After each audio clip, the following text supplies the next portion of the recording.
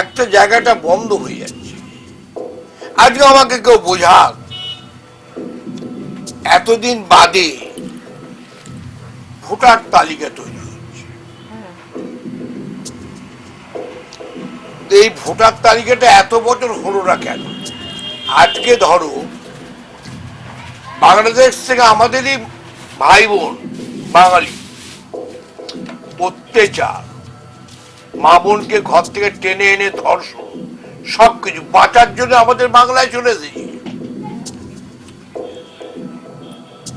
কিন্তু এই ভোটার লিস্টে 2002 সাল থেকে যখন বিচার করে দেখছি, তাদের রাখছে না, তাদের সেই বাংলাদেশে আবার পাঠিয়ে দেওয়া হচ্ছে।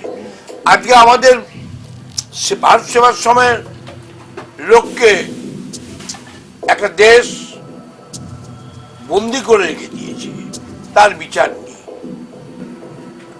তাহলে এগুলো সমস্ত কিন্তু গ্রহ নক্ষত্রের চরিত্র।